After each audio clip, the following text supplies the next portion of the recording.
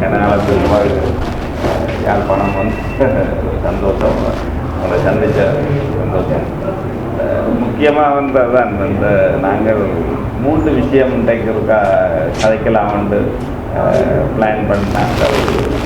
அதில் 2-3 லெவலுக்கு இருக்குன்னா நாங்கள் காய்ச்சி கொண்டிருப்போம் ஒரு டிஸ்கஷன். இதில் வந்து அந்த முதலாவது வந்து இப்போ இந்த ஒரு பதட்டமான சூழ்நிலை நாட்டில் நிலவுது. அது எப்படி நாங்கள் ஒரு சமூக நிலை கொண்டாடுறது தான் ஒரு பெரிய ஒரு சேலஞ்சாக இருக்குது. இப்போ நான் ஓரளவுக்கு அரச துறையிலையும் உள்ளாக்களோட காய்ச்சி கொண்டிருக்கிறேன். வெறும் ஒரு இயலும் ஒரு அரச நிர்வாகத்தில் சம்மந்தப்பட்ட ஆக்கள் தான். இப்போ இதோட ஒரு 4-5 மாதமாக காய்ச்சி கொண்டிருக்கிறேன் இங்கே நடக்கிற சம்பவங்களை பற்றி. இப்போ போன கிழமை கொஞ்சம் பாரதூரமாக போனது. அப்போ நாங்கள் அப்போ நான் சொன்னேன் என்றால் தனியாக ஒரு பக்கம் மட்டும் பார்க்க இல்லாது நாங்கள் ஒரு சமூகத்தில் முக்கியமான ஆட்களையும் சந்தித்து கதைச்சி இது சம்பந்தமாக ஒரு முடிவுக்கு வர வேணும் என்றால் கடந்த காலங்களில் சில நேரங்களில் இப்படி இருந்து இப்போ ஒரு சமூக நிலைக்கு கொண்டு வந்த நாங்கள் அந்த ஞாபகம் அனுபவம் இதுதான். அந்த இஷ்யூ வந்து இப்போ நான் சிலரோட கதைச்சி பார்க்க முதலாவது ஒரு 50% அந்த சம்பவங்களுக்கு காரணம் இந்த நகை திருட்டுன்றது தான் தெரிய வருது. இந்த நகை திருட்டு வந்து உண்மையில் வந்து இப்போ இந்த நகை வந்து எங்கட மக்கள்லாம் எங்கட மக்களும் இந்த மக்களும் தான் அந்த நகையை பவுனை இப்படி சிகரம் மாதிரி போட்டு கொண்டு போய் தங்கட கழுத்தை கொடுக்குறது. இப்போ இது தேவையில்லாத ஒரு நாங்கள் இப்போ என்னென்னா ஓகே சேமிப்பு நல்ல விஷயம். அதை வந்து இப்போ பேங்க் எல்லாம் சேஃப்டி டிபாசிட் இருக்குது, ஏன்னா சேஃப்டி பாக்ஸ் இருக்குது. நகையை சேகரித்து பேங்கில் வைக்கலாம். ஆனால் நகையை போட்டுக்கொண்டு ரோட்டில் இருந்தால் தெருவில் நிற்கிறார்கள் அதே விட்ட தானே செய்வான்.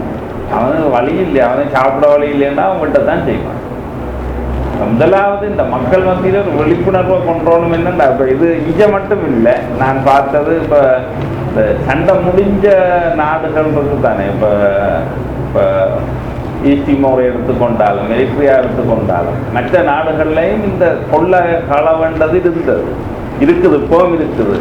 ஆனால் எங்கட சமூகத்தில் உள்ள மிகப்பெரிய பிரச்சனை வந்து இந்த நகை 50% திருட்ட இந்த சம்பவங்களை நாங்கள் ஒழிக்கலாம். இந்த காசையும் நகையையும் பேங்கில் ஃபிக்ஸ் டிபாசிட்டில் வச்சாங்க. அந்த ஃபிக்ஸ் டிபாசிட்டில் வைக்கிறதுக்கு மக்களுக்கு ஒரு சந்தேகம் இருக்கும். கடந்த காலங்களில் ஃபிக்ஸ் டிபாசிட்டில் இந்த போட்டதுகள் இங்கே சேஃப்டி அது ஒரு பிரச்சனை இருக்குத்தான் அந்த அவை இந்த சந்தேகங்கள். ஆனால் இப்போ நடந்தது நாங்கள் கடந்த காலத்தை நினைச்சு கொண்டிருந்தால் எதிர்காலத்தை நாங்கள் போட்டோ விட்டுடுவோம். இப்போ இருந்தால் கடந்த காலம் நடந்ததாக இருக்கட்டும். இப்போ நிகழ்காலத்தையும் எதிர்காலத்தையும் ஒரு எங்களோட வாழ்வாதாரத்தை எங்களை ஒரு சுமூகமாக கொண்டு போத்தானே வேணும். இப்போ யாழ்ப்பாணம் இப்போ இந்த வானாட்டு இப்போ இதே பிரச்சனை வன்னியில் குறைவு பேரணும். இப்போ வன்னியில் வந்து நான் கனவேர் அங்கே வன்னியோட நிரந்தரமாக ஒவ்வொரு நாளும் தொடர்பில் இருக்கிறோம். ஆனால் இப்படியான சம்பவங்கள் குறைவு. அங்கே பார்த்தா சீட்டு பிடிச்சவன் சீட்டை காதை அடித்து கொண்டு வருவான்.